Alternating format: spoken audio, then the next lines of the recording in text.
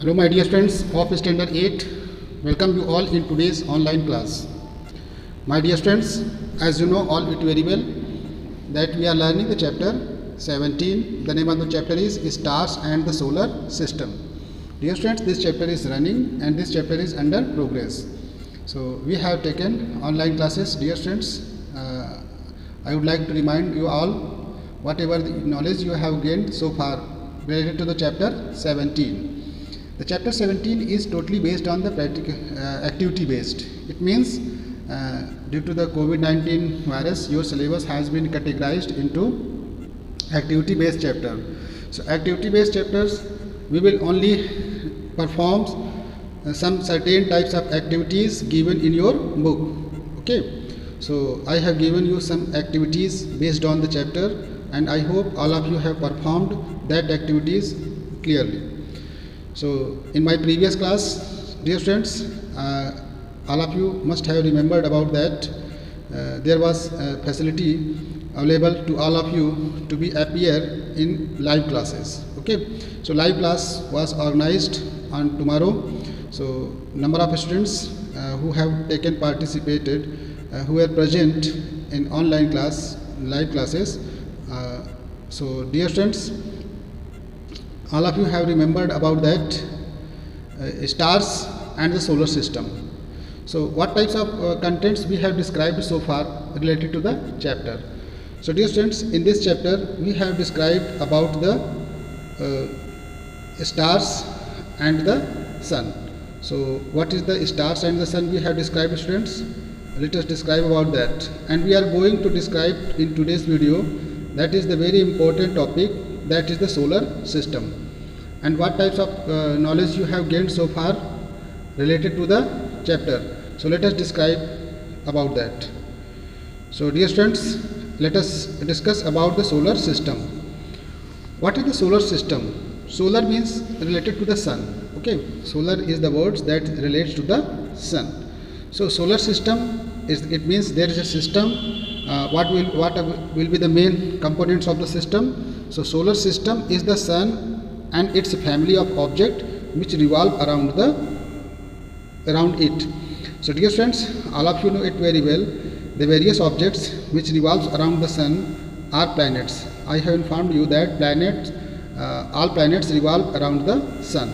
Okay, all planets along with their satellites. All of you know that there are some planets which have its own satellites. Okay, and millions of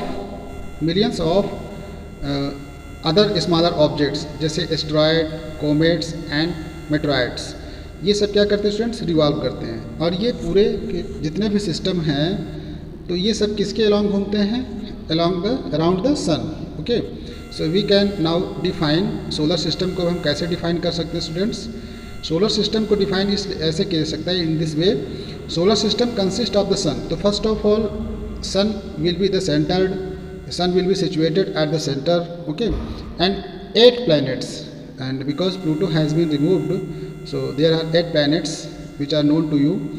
The 8 planets and their satellites. 8 planet होंगे और उनके जितने satellites को moon भी कहते हैं. जैसे हमारे अर्थ का natural satellites, that is moon.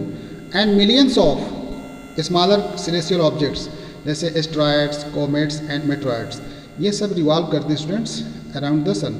ये जो पूरे के पूरे कंपोनेंट्स को हम एक साथ बोलेंगे सोलर सिस्टम. अब सन का सिचुएशन क्या है? What is the position of the sun in the solar system? The sun is at the centre of the solar system. ये पूरे के पूरे सोलर सिस्टम का सन कहाँ होता है? सेंटर पे. एट और other object which I have described just like meteoroid, asteroids and other planets, satellites, natural satellites, all these things revolve around it. Okay, other objects revolving around it in a fixed elliptical path. तो जिस path पे सभी घूमते हैं, revolve करते हैं, उसको कहा जाता है स्टूडेंट्स कैसा track? Elliptical path. What is the elliptical? That is the major, कह सकते हैं इलिप्स. ओके, सर्कल को थोड़ा सा बड़ा कर दें तो ओवल शेप में जो बनता है उसको हम लोग कहते हैं ellipse. Okay, the 8 planets of the solar systems under of their increasing distances. कैसे इंक्रीजिंग डिस्टेंसेस पे अरेंज किए गए हैं? तो प्लूटो को तो हटा दिया गया है क्योंकि IUA जो सिस्टम है एस्ट्रोलॉजिकल इंटरनेशनल यूनियन जो है उसने देखा कि प्लूटो जो रिवॉल्व करता है वो सही से ट्रैक को फॉलो नहीं कर रहा है। सो हमारे पास कितने प्लैनेट हो गए? 8। पहले कितने थे? 9। So the 8 planets of the solar system in order of their increasing distances from the sun. कौन कौन से students? Let us describe Mercury, Venus, Earth, Mars, Jupiter, Saturn, Uranus, Neptune. All these planets are orbiting around the sun. Already you know that sun is situated at the center. All planets except Mercury और Venus, except मतलब mercury और Venus को छोड़ करके जितने भी और हैं, ठीक है, प्लैनेट्स, उनके सभी के पास एक नेचुरल सैटेलाइट्स है। ठीक है, नेचुरल सैटेलाइट्स है, आगे अभी हम पढ़ेंगे students. Artificial satellites that are made by the man. तो man made artificial satellites communication को मेंटेन रखने के लिए, टेलीविज़न और मोबाइल सेल फ़ोन को कैच करने के लिए, वेदर फॉरकास्टिंग के लिए जो प्रोजेक्ट किए जाते हैं, बहुत सारे आर्टिफिशियल सैटेलाइट्स जो लॉन्च किए गए हैं, उसके बारे में हम लोग आगे डिस्कस करेंगे। लेकिन यहाँ पे हम लोग नेचुरल सैटेलाइट्स की बात कर रहे हैं। सो ऑल दिस प्लैनेट्स, ये नेचुरल सैटेलाइट्स, मून होगा, मरकरी और वीनस को छोड़ करके, वो सभी क्या होंगे? रिवॉल्व करेंगे। जैसे अर्थ का देखिए नेचुरल सैटेलाइट्स क्या students? What is the natural satellite of Earth? That is Venus. Okay. So now let us describe in the pictorial form, pictorial representations. Dear students, this is the pictorial representation related to the solar system. As you are looking here in the picture, dear students, as I have already told you that sun is situated, and you can see that sun is at what is the position of sun? Sun is situated at the center. And if you throw light on the some certain types of the planets, so first you will find that Mercury is nearer to the sun, okay, and then after Venus, and later Earth, Mars, Jupiter, Saturn, Uranus, Neptune, okay. All these planets revolve in an elliptical path. As you are looking that this is the elliptical path, not completely circle, there is a elliptical path, okay. So this is the figure which you can see, and this is the asteroid. Asteroid also the track. Asteroid you can see there is a asteroid. This is the asteroid. एक dust है, आप देख सकते हो बीच पे asteroid है। ये सभी क्या होते हैं स्टूडेंट्स? सोलर सिस्टम में प्रेजेंट्स हैं। Okay, so dear students, already you know note that the just as planets revolve around the sun. सभी प्लैनेट्स सन के चारों ओर घूम रहे हैं, रिवॉल्व कर रहे हैं। किस पाथ में, किस ट्रैक में? इलिप्टिकल पाथ में। In the same way the satellites, इसी तरह मून, जैसे मून हमारे जो सैटेलाइट्स है, सैटेलाइट्स को मून्स भी कहते हैं, okay, revolves around the planets, वो भी प्लैनेट्स के साथ ही घूमते हैं around the sun. When planets moves around the sun, then their satellites are moon also moves belong with them. तो मतलब जैसे सारे प्लैनेट्स रिवॉल्व कर रहे हैं, उनके साथ जितने नेचुरल सैटेलाइट्स होंगे मून, वो भी उसी के साथ रिवॉल्व करेंगे। सो डियर स्टूडेंट्स, आज you are looking there, revolve around the sun between the orbits of planets. आप देखिए मार्स एंड जुपिटर, आप देखिए मार्स और जुपिटर को, comets and meteoroids are also the minor members of the solar system. Meteoroids और comets, comets मतलब को आप load store and comets, these are the main important members of the solar systems which revolve around the sun. वो भी सन के चारों ओर घूमते हैं। तो the orbit of comets and meteoroids have not been shown in the figure, and figure 11 to keep the diagram simple. अभी आप आगे डायग्राम में देखेंगे students. the sun is the biggest object in the solar system. जैसे diameter की बात की थी मैंने, किसी भी प्लैनेट से आप कंपेयर करोगे तो सन का डायमीटर तो बिगर ही होगा। जैसे आपने देखा कि सन का डायमीटर 100 टाइम्स बिगर होता है than the earth. It means thousands of earth can be submerged, thousands of earth can be accommodated into it. अब इसमें इतनी कैपेसिटी है कि इसमें थाउजेंड्स ऑफ अर्थ का, thousands of earth is a planet, thousands of earth इसमें समा सकती हैं, इसमें आ सकती हैं। तो the sun is the biggest object in the solar system because of its great size, क्योंकि साइज इसका डायमीटर काफ़ी बड़ा होता है।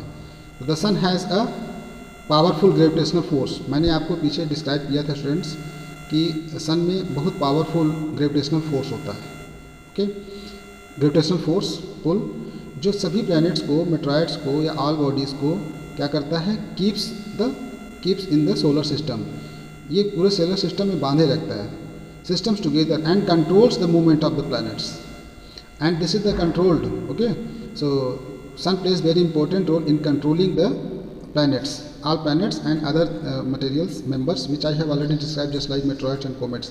All these also stay in a fixed position, in a fixed orbit, and other members of the solar system. In other words, we can say that the gravitational pull of the sun keeps all the planets and other objects revolving around it. So dear friends, we will now describe the members of the solar system one by one. So member of the solar systems, firstly we are going to describe first of all about the sun. So already you know that sun is a star, and what is going on inside the sun? Nuclear fusion is taking place inside the sun. And which types of major gases which are found inside the sun? That is the hydrogen. And already during the live classes I have informed you, I have told you that there is a special types of reaction which is taking place inside the sun, which is known as the nuclear fusion. Nuclear fusion में क्या होता है students? Light nuclei combine करते हैं to each other,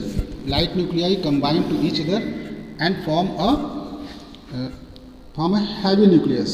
When two light nuclei combine to each other and form a heavy nucleus, यानी hydrogens के nucleus combine होते हैं और फॉर्म करते हैं स्टूडेंट्स हीलियम के न्यूक्लियस, एंड हीलियम के न्यूक्लियस थोड़ा सा हैवी होता है in comparison to the nucleus of hydrogen. So यहाँ पे आप देख सकते हो टेम्परेचर बहुत ज़्यादा हो गया students. The sun is the extremely hot object. Temperature of the surface of the sun 6000 degree Celsius है. आप अंदाज़ा लगा सकते हो कि इतना ज़्यादा हाई टेम्परेचर है, 6000 degree Celsius. The sun is not a solid object क्योंकि गैस है. Okay, so it is a sphere of the hot gases. Hot gases मतलब दैट इज़ द बर्निंग, जैसे कहते हैं ना कि बर्निंग गैसेस. तो हाइड्रोजन्स जब न्यूक्लियर फ्यूजन होता है तो ह्यूज अमाउंट ऑफ हीट निकलती है, तो गैस मोल्टन फॉर्म में हो जाती है.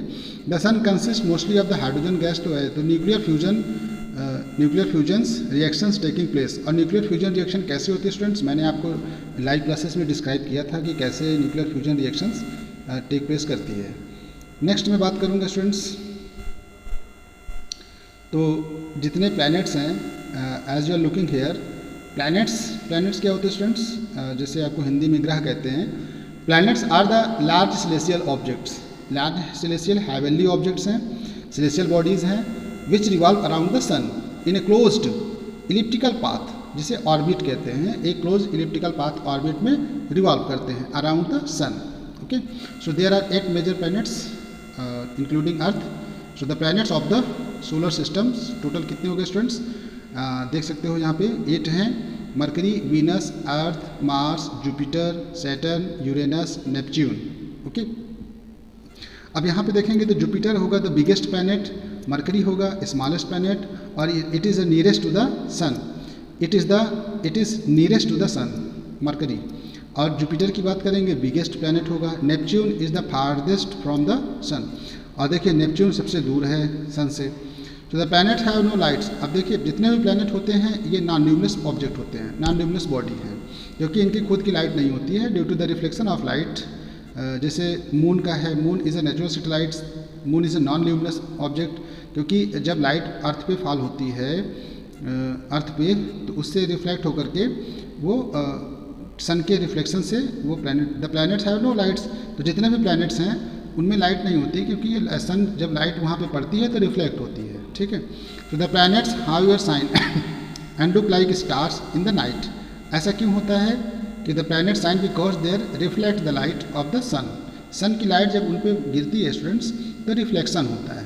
रिफ्लेक्शन फिनोमेना ऐसे होता है कि when light falls on the smooth polished surface then light gets reflected back. तो this phenomena is known as the reflection. तो रिफ्लेक्शन में आपने 6th क्लास में पढ़ा होगा कि लॉ ऑफ रिफ्लेक्शन. रिफ्लेक्शन का मतलब जब लाइट ऑब्जेक्ट पे फॉल होती है किसी स्मूथ पॉलिश सरफेस, जैसे मिरर हो गया, ठीक है, प्लेन मिरर, तो जिस एंगल से लाइट इंसिडेंट होती है उसी एंगल से रिफ्लेक्ट होती है, यानी the angle of incidence equal to the angle of reflection. This is known as the law of reflection. and the angle of incidence, angle of reflection and the normal lie in the same plane. तो दोनों को combine कर देंगे तो ये हमारा हो जाएगा लॉ ऑफ रिफ्लेक्शन. अब देखिए जो जितने भी ऑब्जेक्ट होते हैं ये स्टूडेंट्स प्लैनेट्स, ये सभी नॉन ल्यूमिनस ऑब्जेक्ट हैं. ओके, तो हम बात करेंगे the distinguish planets from the stars in the night sky that stars appear twinkling at the night. अब देखिए स्टार्स ट्विंकलिंग करते हैं नाइट में, क्यों? क्योंकि ट्विंकलिंग का फिनोमेना बताया था मैंने कि there are so many various kinds of the gases in the atmosphere, multiple layers of the gases which are found in the above space.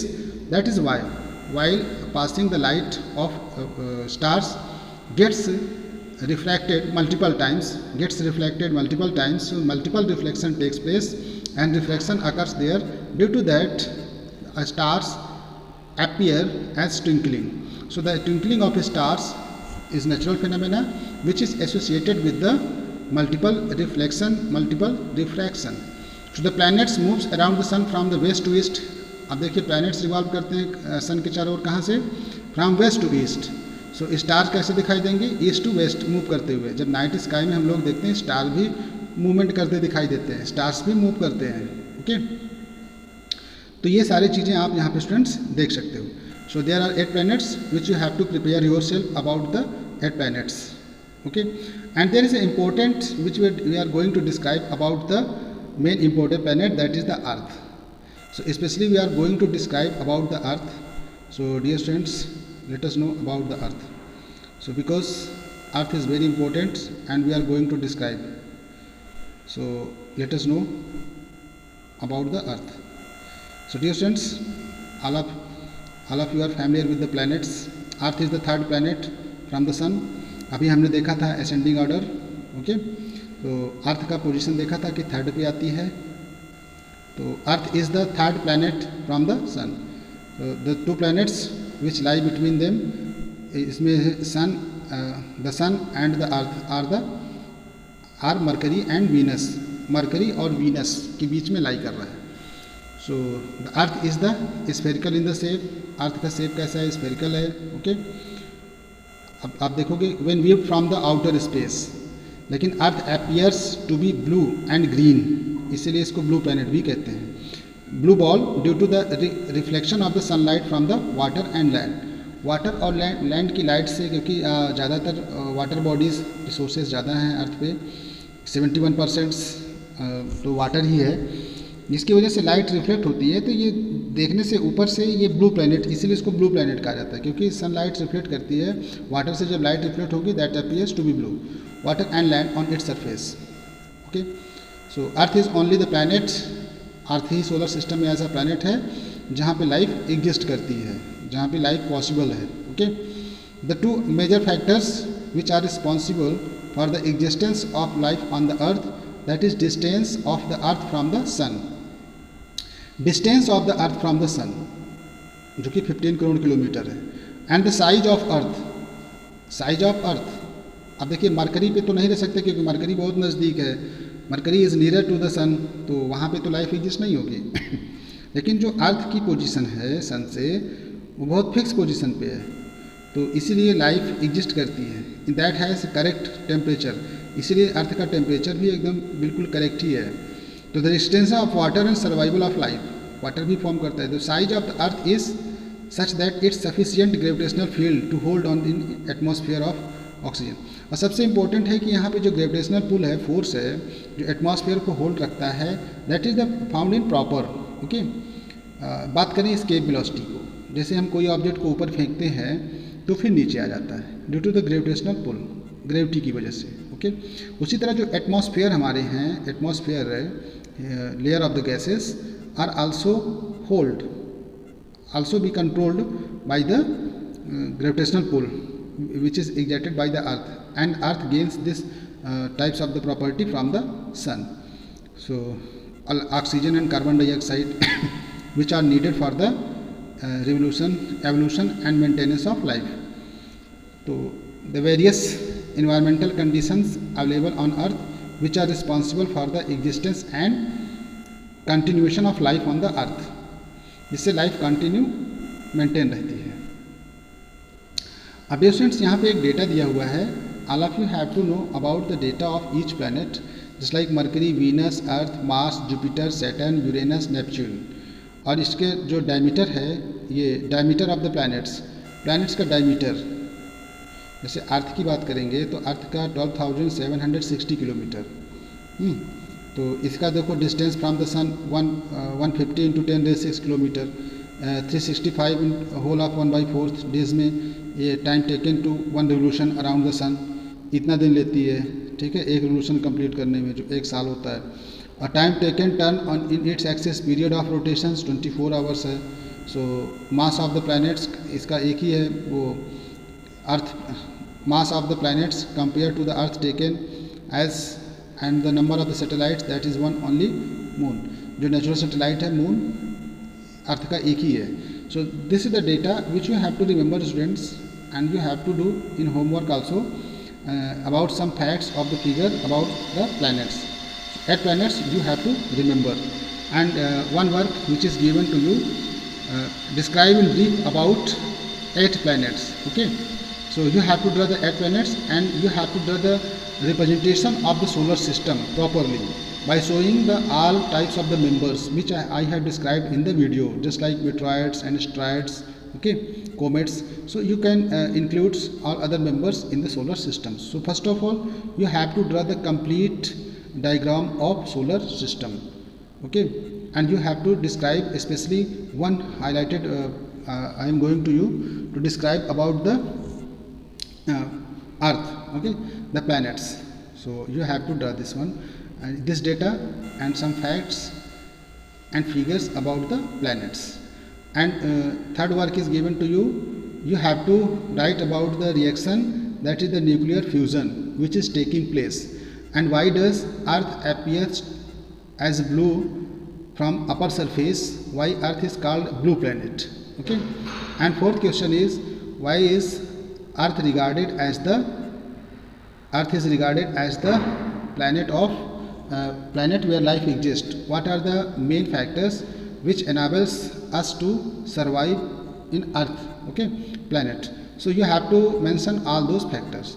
Thank you students for watching today's video.